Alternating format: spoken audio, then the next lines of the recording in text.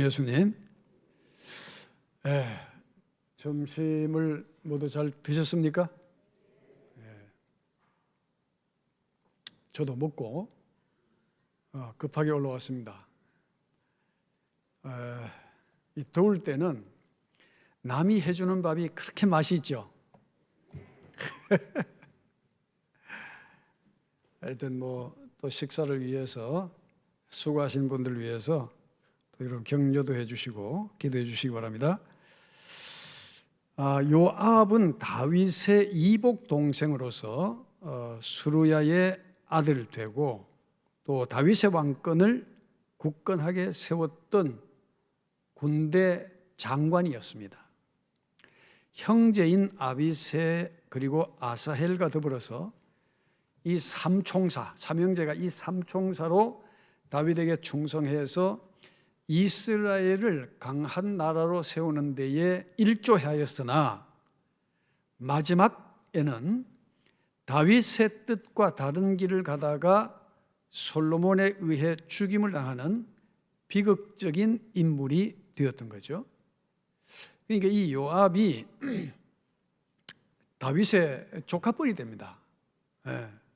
예전에는 다 집안이 다 참 이렇게 권력을 갖고, 요즘 그 왕정제를 갖고 있는 그 중동 그 왕제도로 그 뭐 장관이고 뭐고 다 자기들 형제끼리 다 해먹잖아, 그렇죠?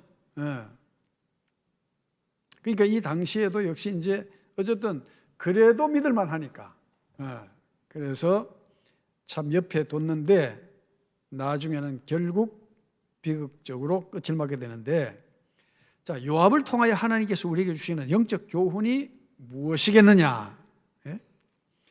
자, 우리는 다윗을 참 그 예수님을 예표하는 것으로 보는데, 그 다윗을 측근해서 모셨던 군대 장관 요압은 오늘날 영적으로 보면은 예수님의 청직이라 볼 수 있죠. 청직이.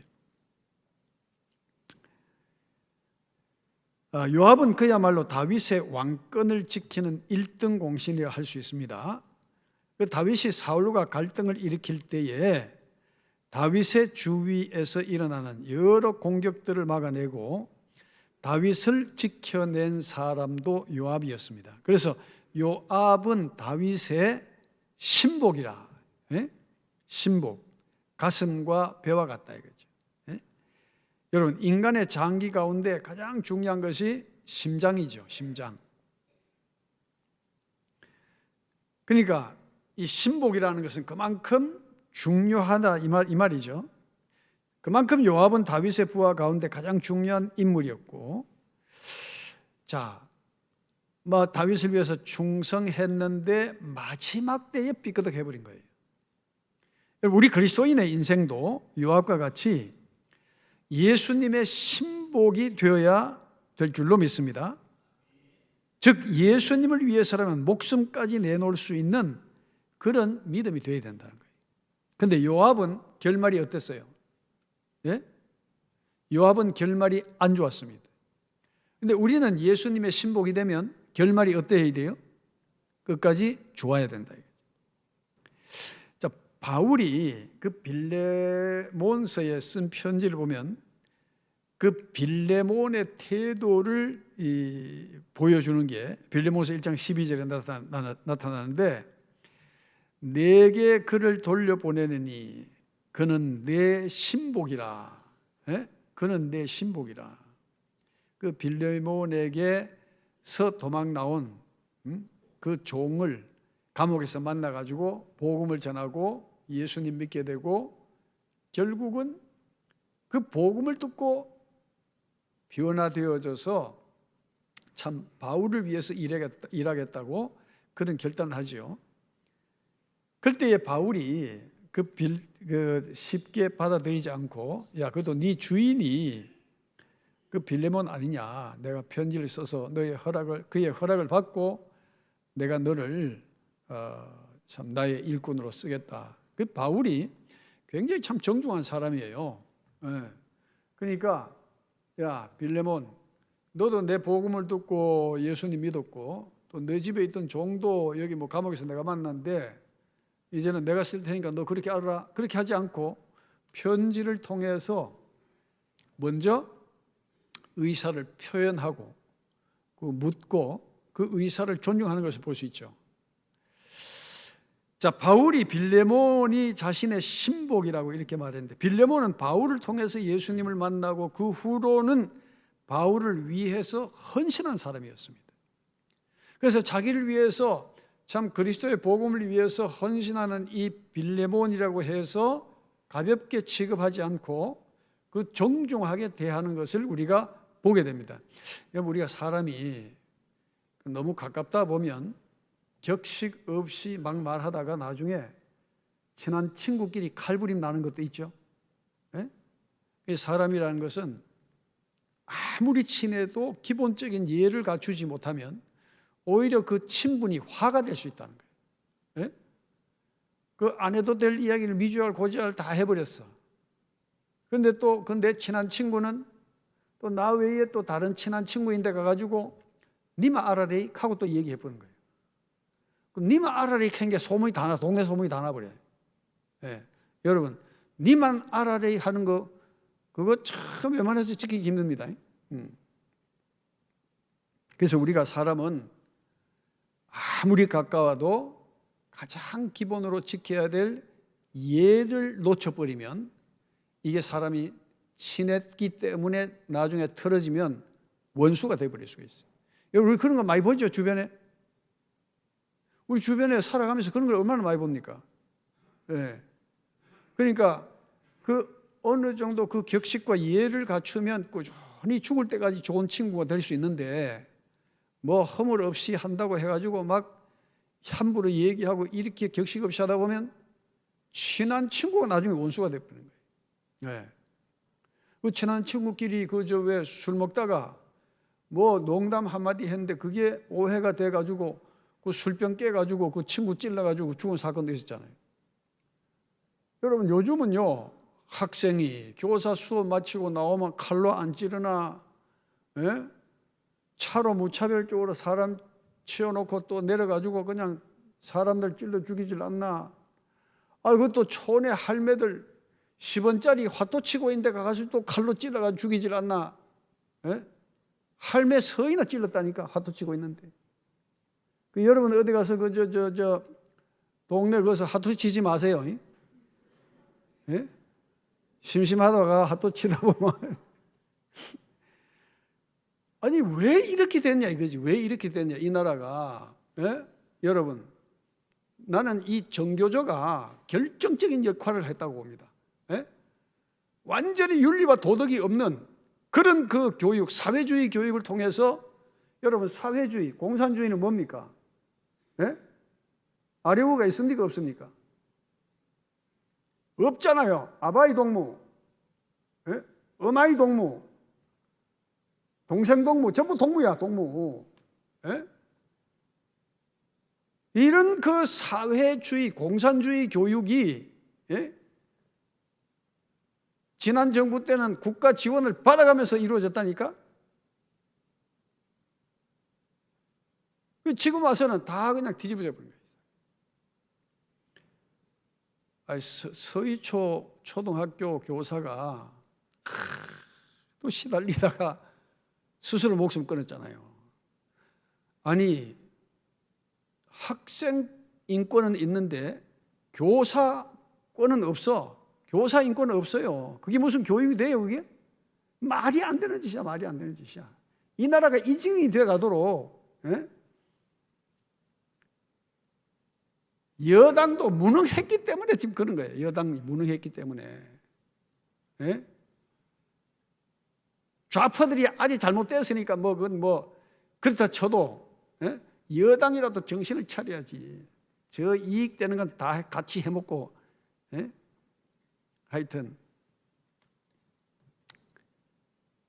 자, 이 요압이 말이죠.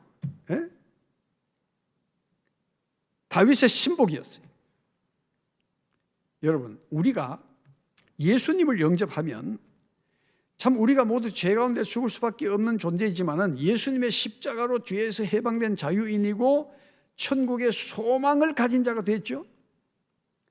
그러니까 우리는 이제 우리 인생이 그리스도를 만난 이후에 우리의 삶은 예수님의 신복으로 살아가야 될 줄로 믿습니다. 예수님의 신복이 돼야 돼요. 예수님의 신복은 말씀 중심으로 살아가야 되는 거예요. 주님의 의도는 다 말씀에 있기 때문에. 그래서 우리는 예수님께 충성하는 자들이 되어야 됩니다. 왜 그렇습니까? 예수님께서 교회에 대해 선포하신 말씀을 우리가 기억해 보면 마태복음 16장 18절 이하에 뭐라고 그랬습니까? 마태복음 16장 18절에 또 내가 네게 이르노니 너는 베드로라 내가 이 반석 위에 내 교회를 세우리니 그랬어요. 내 교회. 누구의 교회? 주님의 교회요. 예수님의 교회입니다. 하나님의 교회입니다. 저 2층 집 말고 저 2층에 하나님의 집 저거는요 그 2단이에요. 그 안산홍 급하라고 안산홍이. 그런데 이제 자꾸 이제 공격을 받으니까 이제 이름을 자꾸 바꿔 이단들이. 구원파도 이름을 바꿔 기쁜 소식 선교회. 이래가지고 자꾸 이름을 바꾸는 거예요 이제. 그 신천지는 또 어떻게 바꿀지 모르지 그 신천지는. 이단이 기성을 부리는 나라예요. 이단이 기성을 부리는 나라. 자, 교회의 주인은 이미 결정이 되어 있어요. 이 땅에 있는 교회는 모두가 다 예수님의 교회가 되어야 되는 거예요. 그 누구의 소유도 될 수가 없어요. 그렇다면 예수님께서 교회를 세우신 목적이 뭐냐 이거죠. 바로 천국 열쇠를 주시기 위함이다. 그래서 바울은 언제든지 자신이 예수님의 신복이 되어서 예수님의 일꾼 된 것을 자랑했어요. 그래서 골로새서 1장 23절에 보면 만일 너희가 믿음에 거하고 터 위에 굳게 서서 너희들은 복음의 소망에서 흔들리지 아니하면 그랬어요. 자, 복음의 소망에서 뭐 하지 아니하면? 왜 흔들리지 아니하면 그랬을까요? 그렇지, 흔들리는 사람들이 있으니까. 예? 지금도 흔들리는 사람이 있습니까? 이빨 흔들리는 사람은 치과 가야 되듯이 믿음이 흔들리는 사람은 늘 말씀 중심, 예수님 중심의 교회로 가야 될 줄로 믿습니다. 예? 그래서 복음의 소망에서 흔들리지 아니하면 그리하리라.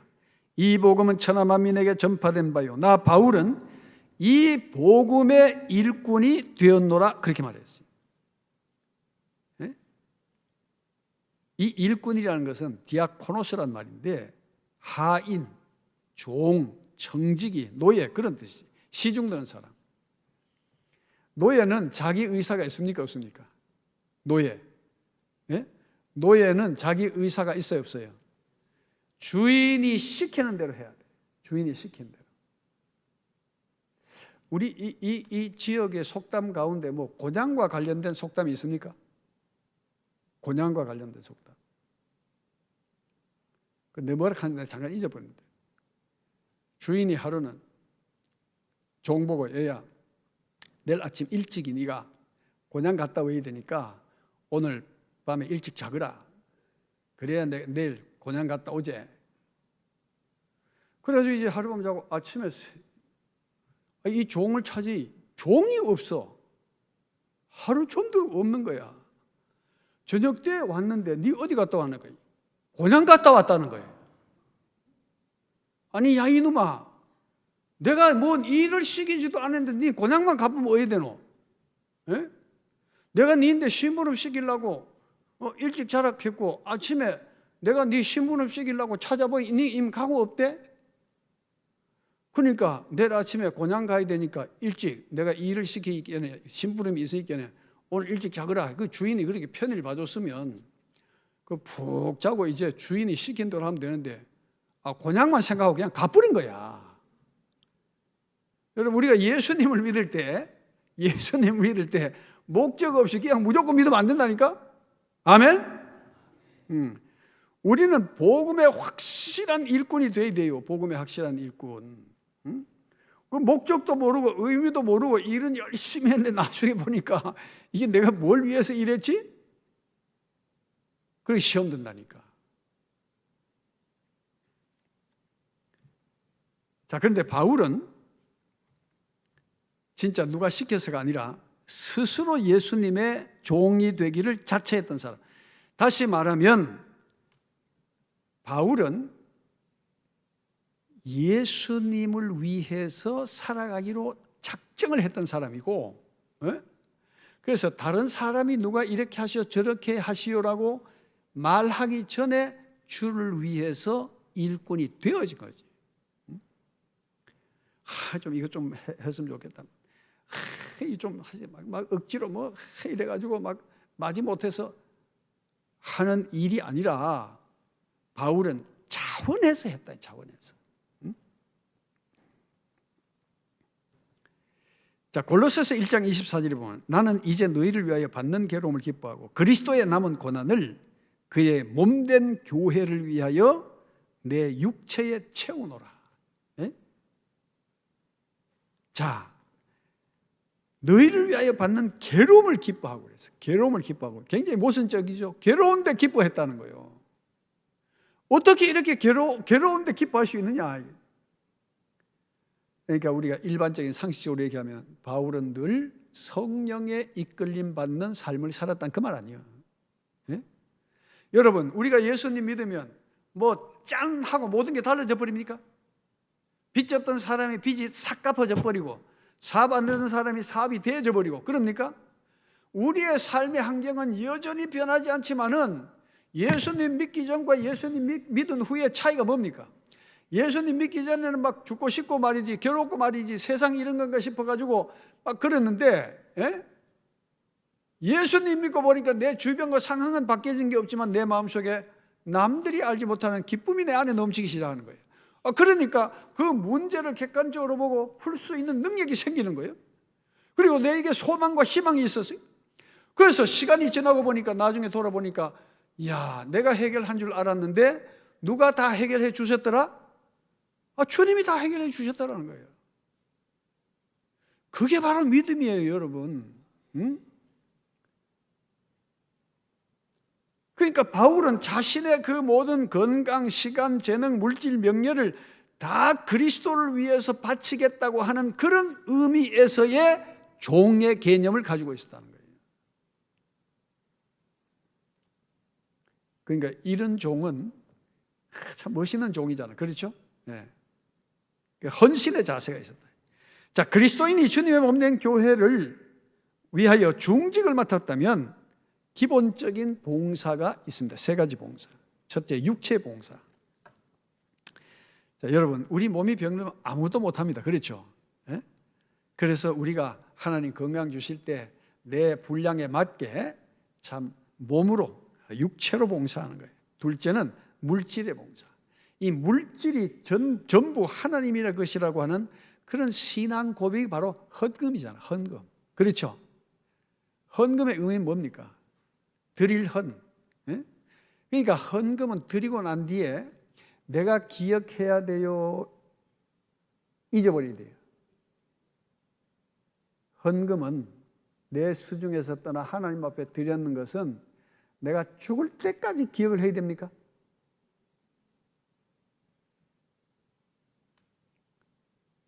바쳤다는 것은 잊어버린다는 거예요. 네. 그러니까 이게 안 돼 있으면 어느 교회 헌금 많이 한 사람이 교회 주인이 되어버리는 거예요. 네. 예를 들어서 내가 뭐 전자 올겐을 내가 기증을 했다. 그 신형 좋은 게 또 새로운 게 나와서 저건 뭐 한 10년, 20년 돼가지고 누가 목사님 새 걸로 제가 좀 바꾸면 안 되겠습니까?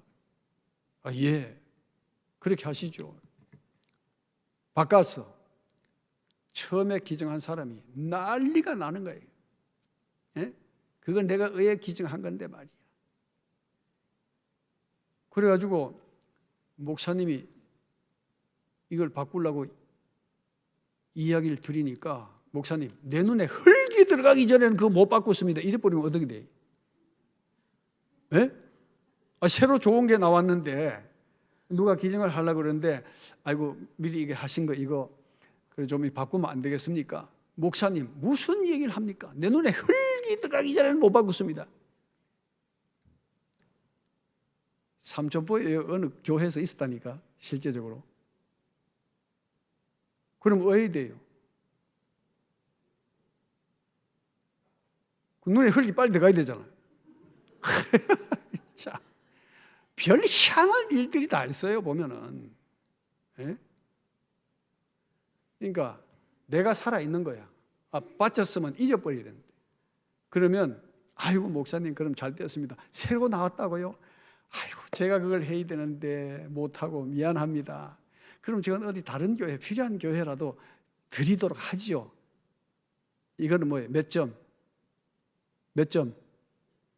몇 점? 100점. 흙이 들어가기 전에 못한다 이렇게 하면 몇 점? 빵점이에요. 빵점이에요. 그러니까 이 자칫하면 사람이 자기 의에 빠질 수 있다는 거예요. 그거 조심해야 돼요. 아니 교회가 뭐 변화되고 새로워질 수 있잖아요, 자꾸. 뭐 안 하는 거 억지로 하락할 필요는 없지만은. 그러니까 우리가 예수 믿는 사람이 자칫하면 굉장히 속이 좁아져 버립니다. 굉장히 속이 좁아질 수 있어요. 자, 셋째, 전도봉사입니다. 자, 물질봉사, 육체봉사, 전도봉사. 자, 누군가 나에게 복음을 들려준 것 같이 나도 믿지 않는 영혼에게 복음을 전해야 돼. 여러분 뭐 생활 속에서 전도 안 하신 분 없잖아요, 그렇죠? 예. 만나면 누구에게라도 그저 아유 같이 좀 예수님 믿어, 교회 나가, 뭐 이런 얘기 다 하잖아요. 왜 그래요, 여러분? 우리 안에는 복음의 빚진 자라는 그런 믿음이 있는 거예요. 아멘? 네. 참 남들처럼 나가서 그렇게 못해도 또 전도하는 사람 보면 마음이 짱해가지고 지나가다도 시원한 음료수를 하나 사주고 가야 내 마음이 편하다 하는 거는 그 마음속에 살아있거든, 그게. 영혼에 대한 마음이 살아있기 때문에 그런 거예요. 아이고 이 더운데 별나기도 하다. 그래가지고 자기 하기 싫으면 안 하면 되잖아요. 꼭 남 하는 사람도 욕한 사람이 있어요. 보면 희한해. 우리의 삼천포 제일교회는 그런 일이 없는 줄로 믿습니다. 우리 예수 믿는 사람 좀 품위가 있어야 되고 좀 신분이 높아야 되는데 그 생각이 좁으면요 큰 걸 가지고도 크게 못 써요. 자, 다윗을 섬겼던 요압이나 주님을 위해서 충성한 바울처럼 이 시대의 참된 청지기적 삶은 바로 섬깁니다. 요압이 다윗에게 충성하다가 압살롬이 반란을 일으켰을 때에 요때 살짝 변합니다. 다윗에게 충성하다가 압살롬이 반역을 일으켰을 때에 다윗의 뜻보다가 자기 판단으로 압살롬을 죽여버립니다. 자, 이거는 참된 청직이 아니죠. 그 다윗은 분명히 살리라고 그랬어요. 자, 요압이 다윗의 아들 압살롬이 아버지 다윗에 대하여 반역한 사건은 다윗 왕국에 큰 위기를 가져왔습니다. 자, 처음에 승승장구하던 압살롬의 세력이 나중에 어떻게 됩니까? 다윗에게 일격을 당하고 주춤하게 되자 다윗은 부하들에게 이렇게 명령합니다. 자, 사무엘하 18장 5절 한번 볼까요?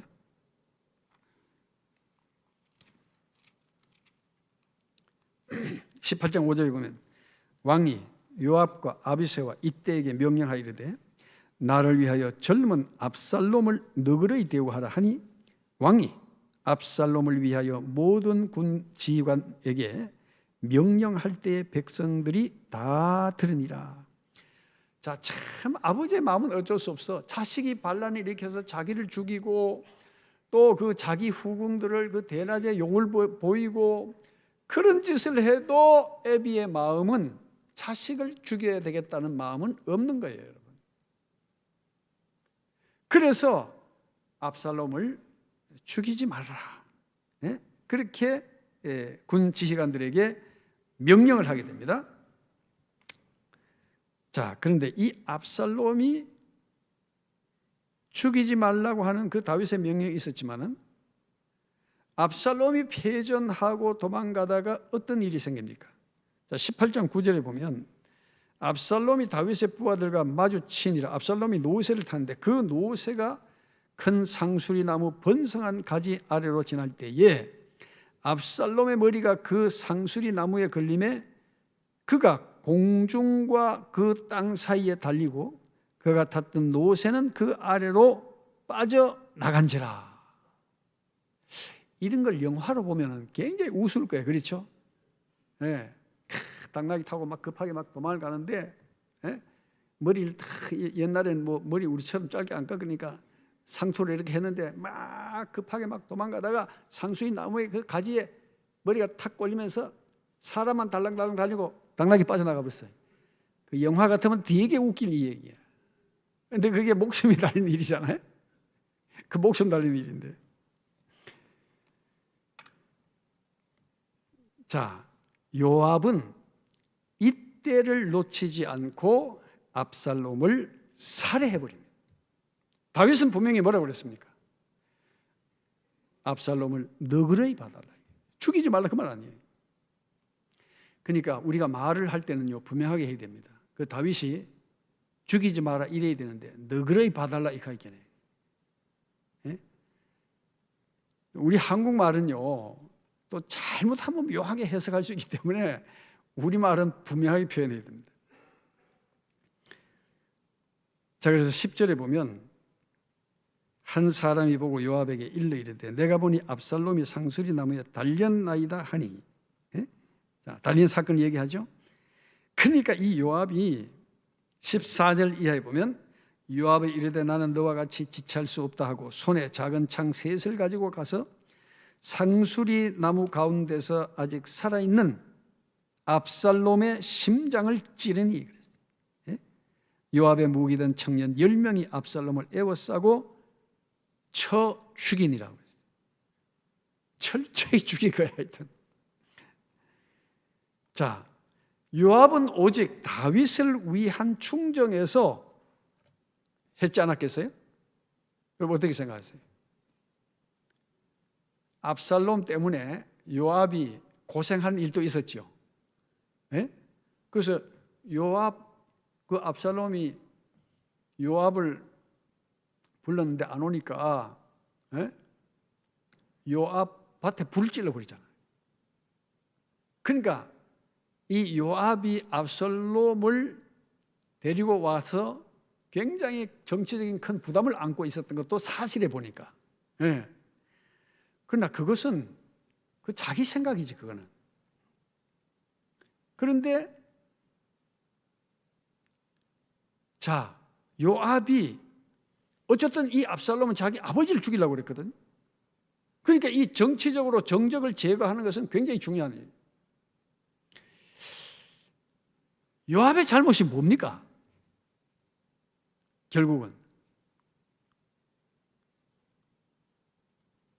요압이 정적 다윗을 죽이려고 했던 그 아들 압살롬을 죽였다. 단순하게 보면 그 잘한 거죠. 정치적으로. 그런데 우리가 여기에서 우리가 영적인 일을 할 때도 어떤 상황 논리를 갖다 들이대기 시작하면 성경대로 우리가 살아야 될 이유가 하나도 없어요. 이해하십니까? 그래서 이게 상황윤리라는 것이 묘하다는 거예요. 결국은 이게 인본주의로 흐를 수밖에 없거든요. 인간 중심의 사고니까. 자, 상황이 이러하니까 그럴 수도 있지 뭐 어쩌라고. 그러면 하나님 말씀이 그런 상황윤리나 인본주의에 의해서 하나님의 말씀은 무력화되어져 버린 거예요. 그러니까 주님께서 왜 우리를 향해서 나를 따라오리라 하거든 어떻게 하라고요? 자기 십자가를 지고 나를 따르라 한 것은 우리의 믿음이라는 것은 상황에 의해서 달라지는 것이 아니라 말씀에 의해서 움직여야 된다는 거예요. 네? 그러니까 여러분 참 이게 상황윤리를 갖다 대면 우리가 신앙생활 아무것도 할 게 없습니다. 안 해도 됩니다. 왜? 다 형편이 있잖아요. 그러니까 오늘날 교회 교육도 무너지고 모든 게 다 무너져가고 있는 거예요. 목사님은 세상 실정을 몰라가지고 말이지. 물론 무리한 것은 우리가 할 수 없지만은, 그래도 이 복음의 능력이라는 것을 우리가 믿는다면 우리가 기도하고 힘쓰고 노력할 때 하나님께서 우리 가운데 역사하시는 또한 그 기적을 우리가 체험하게 되는 거예요. 인간의 상황을 갖다 들이대면 거기는 하나님이 기적을 행하실 이유가 아무것도 없는 거예요. 왜? 저거 알아서 다 해버리니까.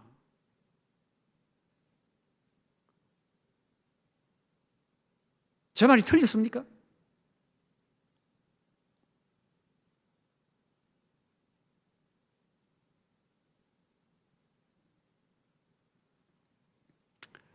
자, 요압이 잘못한 게 뭐냐? 다윗의 명령보다 자기 판단과 자기 생각을 앞세웠다는 거예요. 자기 생각을 앞세. 자, 이것과 똑같은 상황이 신약에서 벌어졌죠. 무슨 사건입니까? 예? 예? 무슨 사건? 야, 이게 이야기하면 이게 신약과 구약이 왔다 갔다 하고 이게 딱 연결이 돼야 되거든요. 예? 자, 마태복음 16장 보겠습니다. 예.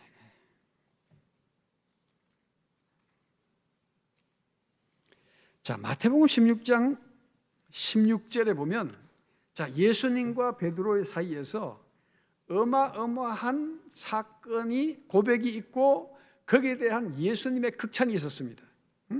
야, 너희는 나를 누구라 하느냐? 그러니까 16절에 시몬 베드로가 대답하여 이르되 주는 그리스도시요 살아계신 하나님의 아들이시나이다. 그러니까 17절에서 예수님이 감탄하십니다. 예수께서 대답하여 이르되 바요나 시몬아 내가 복이 있도다. 이를 내게 알게 한 이는 혈육이 아니요 하늘에 계신 내 아버지시니라. 바요나 시몬아 내가 복이 있도다.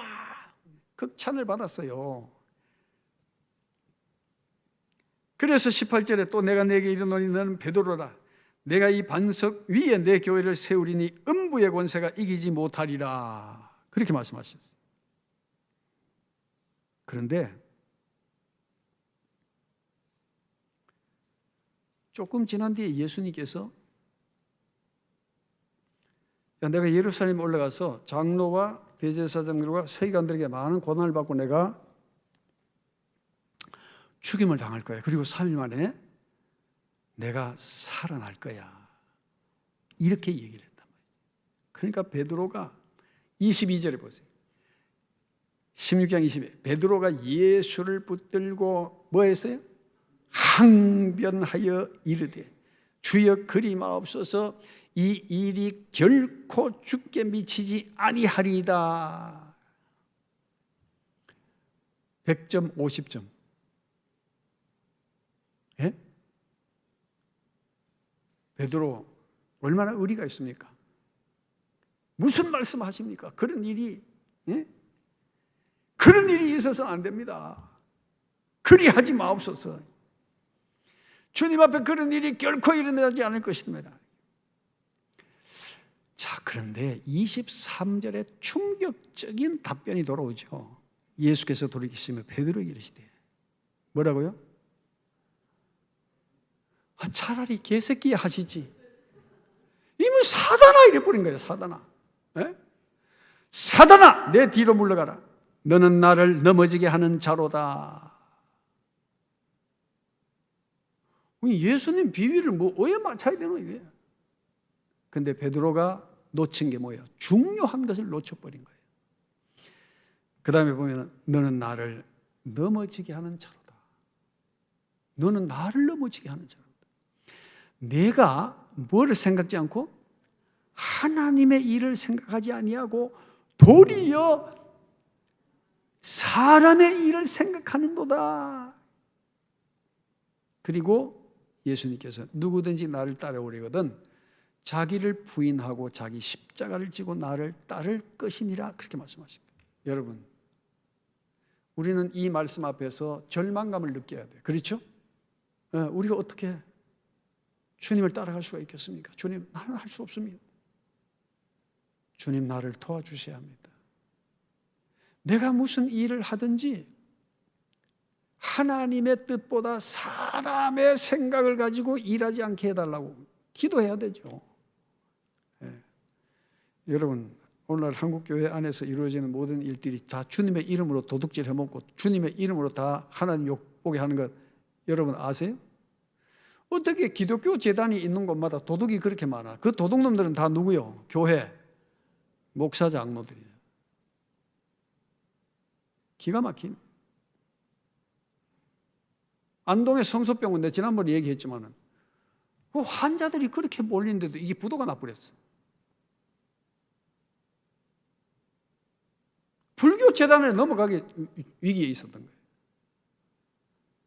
명성교회에서 그거를 인수했어요. 명성교회에서 야, 불교 재단에 넘어가서는 되겠느냐? 그건 아니다. 명성교회가 그것을 이제 인수하고 이제 원장을 내려보냈어요.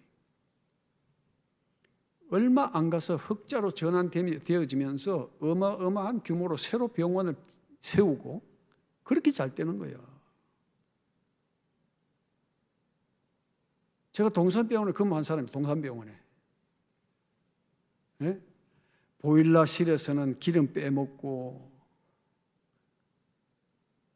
자재실에서는 자재 빼먹고 그거 다 누구요? 기독교인들 아니에요? 다 예수 믿는 사람 들어가니까.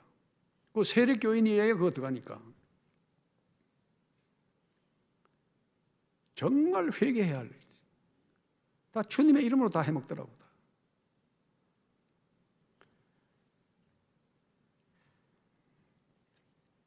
그러니까 지금 예수님께서 베드로에게 이렇게 강력한 표현, 사탄아 물러가라. 예?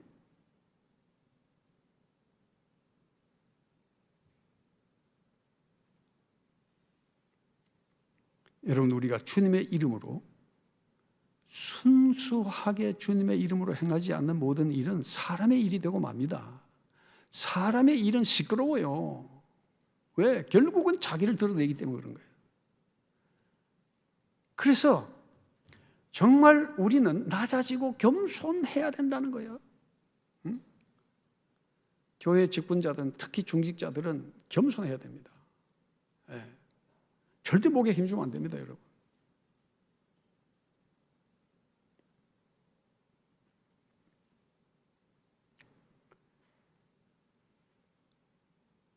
자, 베드로에게 보여주신 예수님의 반응은 가히 충격적이었어요. 결국 하나님의 일과 사람의 일은 구분되어진다는 거예요. 말씀에 대한 순종이 아니라 나의 열심, 나는 열심히만 하면 이게 주님을 위한 것인 줄로 생각하는 위험이 있다는 거죠. 말씀에 대한 순종이 아니라 나의 열심이 주의 일이라고 판단할 때 그게 대단히 위험하다. 그래서 우리가 크든 작든 하나님은 뭐 큰 일 하는 사람이라고 더 좋아하시고 작은 일 한 사람이라고 하여서 작게 보시는 분이 아니에요. 내가 작은 것이라도 온전히 나는 가리워지고 주님만을 위한 일이라면 주님은 그걸 크게 보시는 거예요. 아무리 큰 일을 한다 해도 거기에 항상 사람의 생각이 딸려 있고 사람의 어떤 것을 나타내기 위한 것이라면 나는 네가 한 일을 나는 기억하지 못하겠다. 주님이 외면하시는 거예요. 세속주의와 인본주의의 위험이 뭐냐 이거지. 순종이 아니라 변명이요, 변증하기요, 인간 중심의 철학, 사상, 그 모든 인간 중심의 교리적인 위험성을 모르고 사람들은 편하니까 따라가는 거예요. 내게 손해가 없으면 좋다 이거예요. 십자가 다 던져버린 거죠. 그래서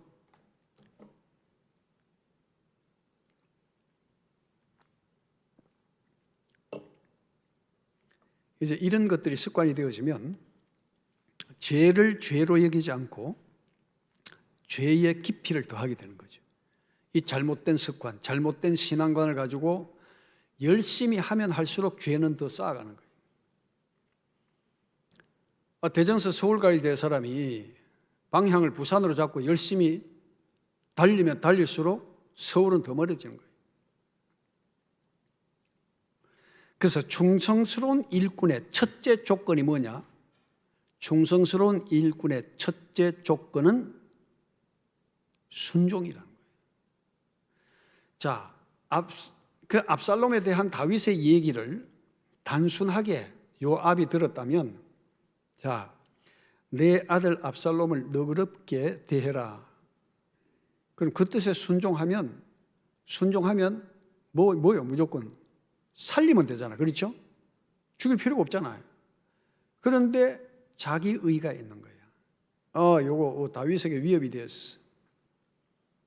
죽여야 돼. 그래서 죽여버린 거죠.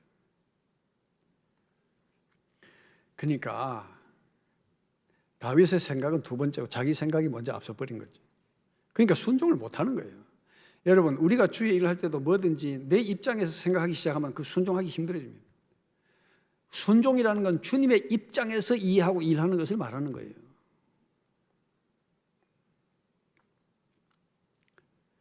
그래서 교회에도 우리가 자칫 열심히 한다는 것이 인간적 열심 때문에 하나님의 뜻을 왜곡하고도 또 거슬러 행하면서도 자신은 주를 위해서 충성하고 있다고 생각하는 것이 더 위험한 거예요. 왜? 자기는 뭘 잘못한지 모르는 거예요, 이제. 그렇죠? 네. 난 지금 주를 위해서 일하고 있다는 거야. 그러니까 지금 뭐가 자기 잘못된 걸 모르지. 왜? 자기는 주를 위해서 충성하고 있다고 생각하니까. 이게 얼마나 무서운지를 모르는 거예요. 제가 지금 너무 깊은 얘기를 합니까? 말씀에 대한 왜곡과 잘못된 이해는 도리어 하나님과 원수되게 하는 것이다. 그 요압의 결말은 어떠합니까? 예? 요압의 결말. 역대하 19장.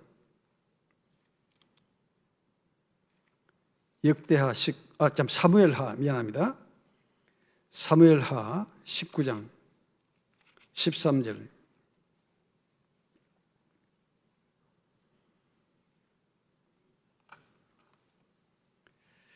자, 다윗이 중요한 이야기를 합니다. 너희는 또 아마샤에게 이르기를 너는 내 교육이 아니냐? 내가 요압을 이어서 항상 내 앞에서 지휘관이 되지 아니하면 하나님이 내게 벌 위에 벌을 내리시기를 바라노라 하셨다 하라 하여. 자, 다윗이 아마샤에게 내가 요압을 이어 항상 내 앞에서 지휘관이 되지 아니하면 하나님이 내게 벌 위에 벌을 내리시기를 바라노라. 이 무슨 말이에요? 예? 요압은 아마샤 네가 요압의 자리에 앉게 하지 않으면 하나님이 내게 벌 위에 벌을 내리시겠다는 무슨 뜻입니까? 어떻게든 요압을 제거하고 너를 세우겠다 그 말 아니에요. 다윗이 왜 그 말을 했을까요? 자, 20장 10절 한번 볼까요? 그런데 이 사실을 요압이 알게 돼가지고 10절에 보면 아마사가 요압의 손에 있는 칼은 주의하지 아니한지라 요압이 칼로 그의 배를 찌르매 그의 창자가 땅에 쏟아지니 그를 다시 치지 아니하여도 죽으니라. 야, 다윗이 요압 대신에 아마사를 앉히려고 그랬는데 이 사실을 눈치채고 요압이 자기 자리를 유지하기 위해서 어떻게 해야 돼요? 아마샤를 죽여버리는 거예요. 그 무서운 일이 막 벌어집니다.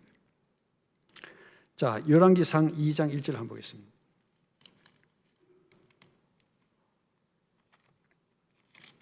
열왕기상 2장 1절에 다윗이 죽을 날이 임박하며 그의 아들 솔로몬에게 명령하여 이르되 하고서 자, 5절에 보면 이런 유언을 남깁니다.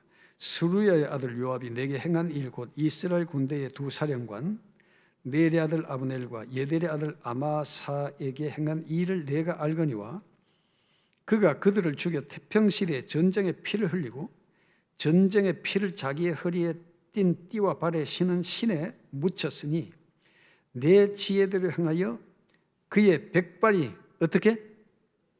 평안히 스올에 내려가지 못하게 하라. 이게 아들 솔로몬에게 하는 유언입니다. 무슨 뜻이에요? 너 요압을 제거하지 않으면 너 힘들어져. 그러니까 평안히 스올에 내려가지 못하다. 다시 말하면 요압을 제거하라는 거예요. 이 정치 세계는 이렇게 무섭습니다. 여러분들 정치하지 마세요. 네. 정치하면 여러 사람 죽입니다. 말로 죽이고 글로 죽이고 실제적으로 죽이기도 하고 말이지. 29절에 한번 봅시다. 열왕기상 2장 29절에.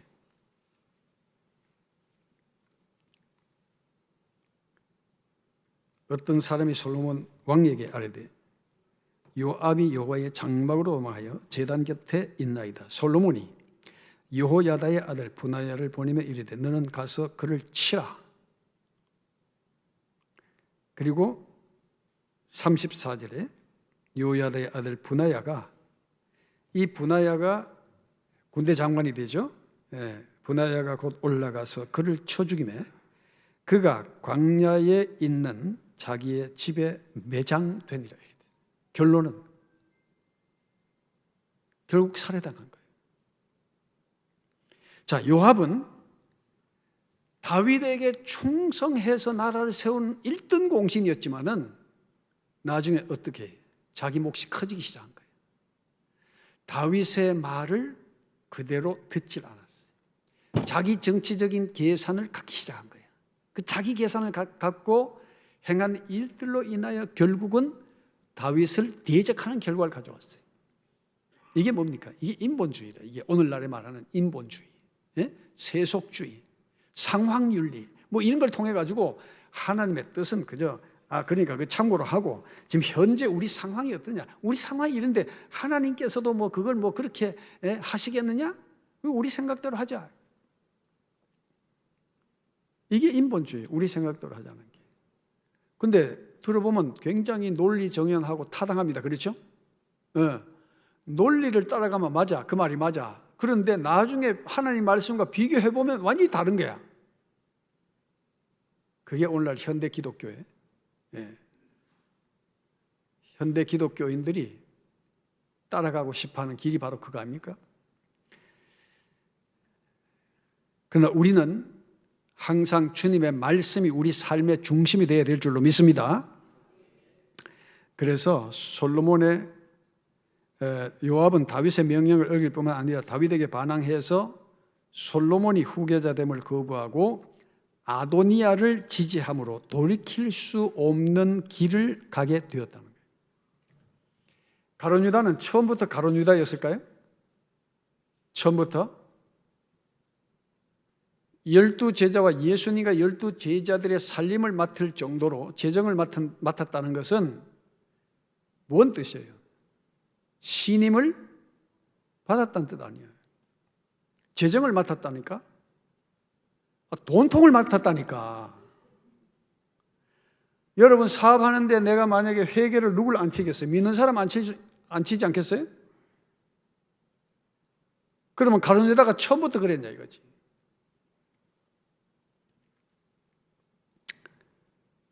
예수님을 배반한 자 누구였어요? 예수님께 신임받았던 가룟 유다예요. 인간의 타락과 배신에는 세 가지가 있습니다. 영적으로. 첫째, 자기 생각이 항상 옳다고 생각하는 거예요. 자기 생각. 그 다음에 욕심과 명예심입니다. 세 번째, 교만입니다. 하나님과 같아지고 싶어하는, 다시 말하면 영웅이 되고 싶은 마음. 여러분, 주의 일을 하면서 영웅이 되려고 하지 마세요. 그거는 주님으로부터 버림받는 거예요. 왜? 우리는 모든 일을 통해서 누구의 이름이 나타나야 돼? 예수님의 이름이 나타나야 돼. 하나님의 영광이 나타나야 될 줄로 믿습니다. 기도하겠습니다. 거룩하신 주님, 요압이 다윗과 함께 통일 왕국을 이루는데 1등 공신이었지만, 그러나 나중에는 다윗의 뜻에 순종하기보다가 정치적인 상황을 앞세워 압살롬을 살해하고 아마사를 죽이고, 또 결국에는 아도니아 편에 섬으로 그의 결말은 죽음으로 끝을 맺습니다. 가룟 유다는 가장 똑똑한 제자였고 주님 앞에 신임받는 제자였습니다. 그러기에 재정을 맡았습니다. 그렇게 주님께서 믿어주었고 신임했던 사람이 결국은 자기 생각 때문에 주님께 끝까지 순종하지 못했고 주님을 배반했습니다. 주님, 나의 열심이 아니라 주님의 뜻에 순종하는 믿음의 삶을 살게 하여 주시옵소서. 그리하여 주님 나라에 이르는 그날까지 주님과 함께하는 주의 백성 되게 하옵소서. 예수 그리스도 이름으로 기도드리옵나이다. 아멘. 326장 찬송입니다.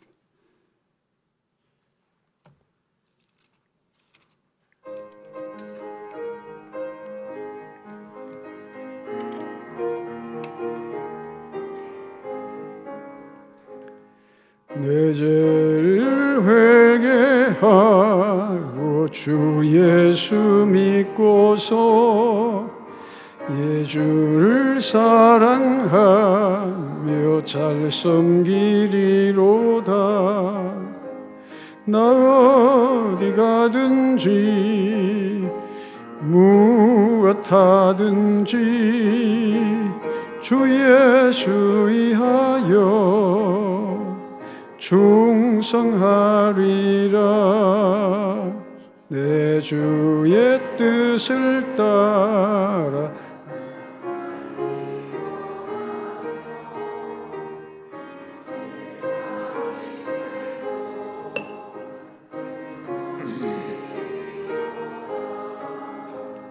나 어디 가든지 무엇하든지 주 예수 위하여 충성하리라. 내 모든 마음 들여 주 위에 일하며 내 주의 말씀 따라 잘 섬기리로다. 나 어디 가든지 무엇하든지 주 예수 위하여 충성하리라. 내 은임의 크신 능력 날 도와주시니 내 본분 다하여 주 섬기리로다. 나 어디 가든지 무엇하든지 주 예수 위하여 충성하리라. 내 직분 감당하고 저 천국 올라가 내 주를 길이 잘 섬기리로다. 나 어디 가든지 무엇하든지 주 예수 위하여 충성하리라.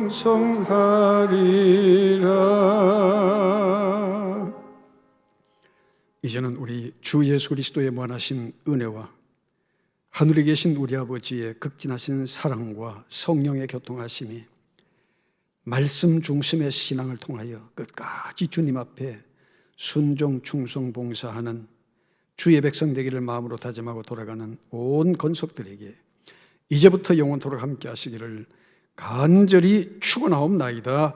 아멘.